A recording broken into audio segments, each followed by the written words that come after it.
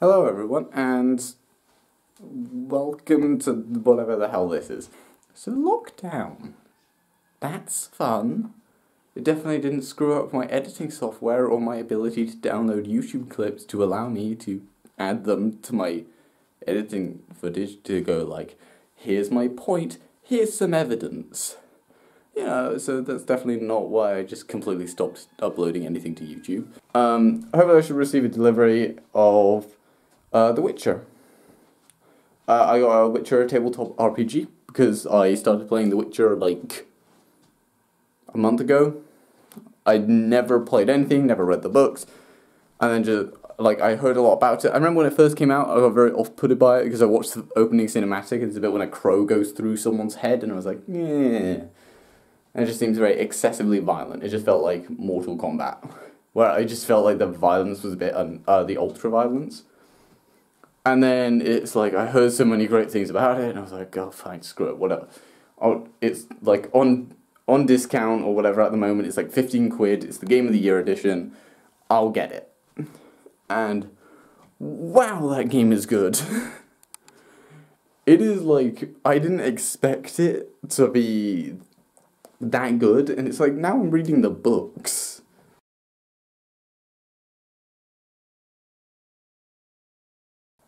So yeah, I've gone on for like way too long. As I said, I've not had breakfast yet, and it's now been 20 minutes. So, yeah, 20 minutes.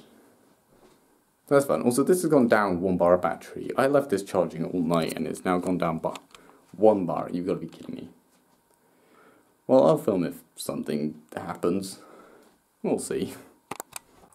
Okay, so my laptop has been broken for a while, and I'm very much hoping that it will let me go in to try and fix stuff. But I have a suspicion that it won't. And looking at that, I don't think it will. Okay, so this video, which Tom Scott did, yes, about 18 hours ago, as you can see. And I think it's a very interesting video, to say the least. So, this is very good lighting. Basically what ended up happening was he talked about a lot of stuff, and he definitely put his worst foot forwards. And he did that intentionally. He didn't want to hide it at the end of the video, so what he decided to do was put it at the beginning. And what that was it was, like a lot of the stuff he made, I think it was about 8 years ago, maybe? He said he was 20, and I think he's 28 now. So it was about 8 years ago. Which was some stuff he did where it was like, he did like some videos, and he did like, and there was like this, one, I don't remember where he went, I think it was like, the birds are gonna get very annoying. Where he was at like some sort of after school thing. There was only like one other black person there, and he asked the guy at the time if it was okay to do a joke. He was allowed to, with all the footage of that guy in it, or any footage of him talking, he was allowed to dub it. Where he got permission, and he ended up basically dubbing it all with kind of like racist stereotype stuff. He also did another thing where he did like a fake diss track. That's not a public thing, it was only for him and his friends, I think. I didn't really understand how it worked. But basically it was like a thing where he did like a diss track thing, which included a lot of very like homophobic stuff. And he said there were going to be like 3 categories of people. There were going to be the people who are like don't like that to such an extent that they would rather not follow him, which I feel like this is something very reminiscent of what he said ages ago when he did the 7 Floors of Tom Scar. I'm going to turn like this so there's better lighting.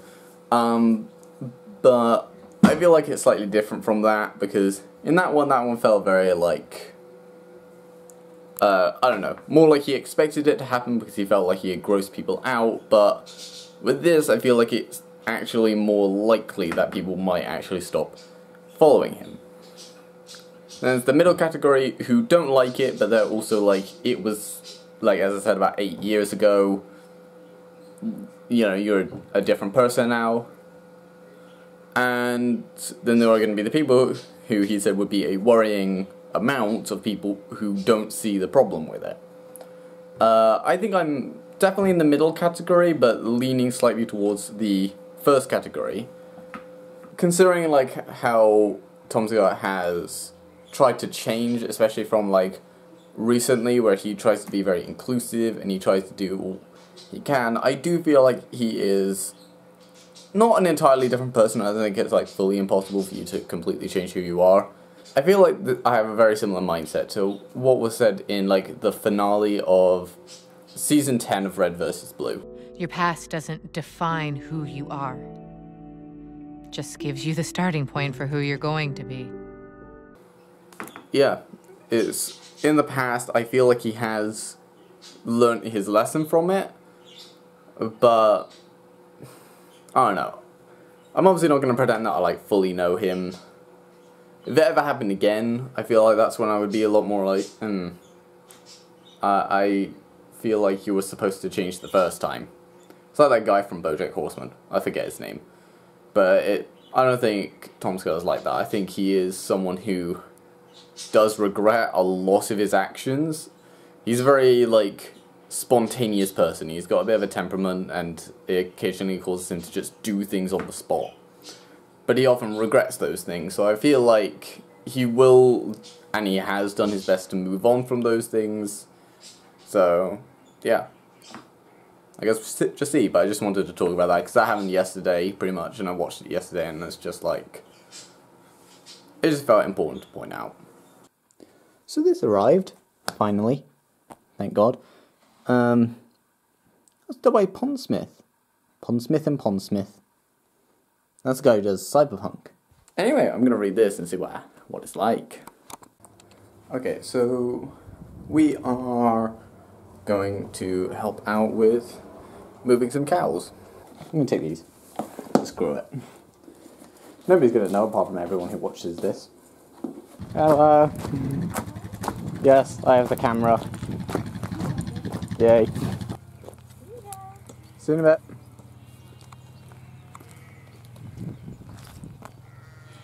I can't see anything. I see the cows. Right then, I'm going to stand over here. So, come on. My stick.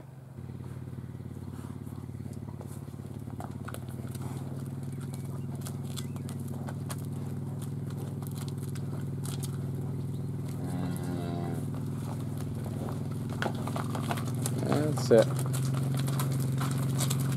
Oh, the smell. And there's Neddy boy.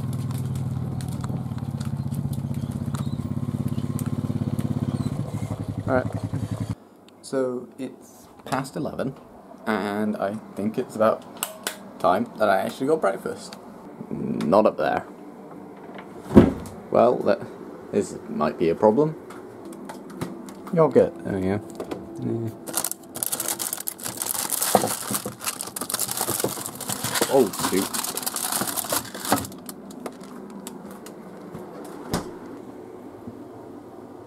I'll just leave that there. Morning, budgies. For some reason last night I had a dream that there were 3 of them. Yeah, they did not look good back then. They look much better now. I'll try and see if I can spot any of them there. I got the ending I wanted, which is nice. But yeah, I'm going to put this down so I can do this. I almost managed to forget it was today. Yeah, he's not very good at doing that.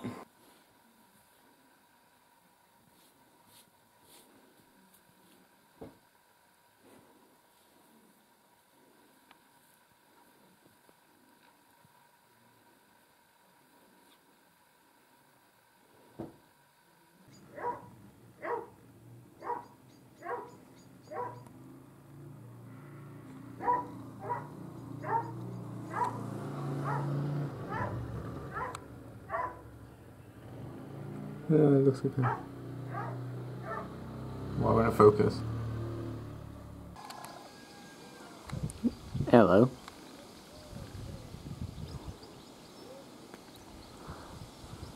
I don't believe any. I think all of these are the rescue hens.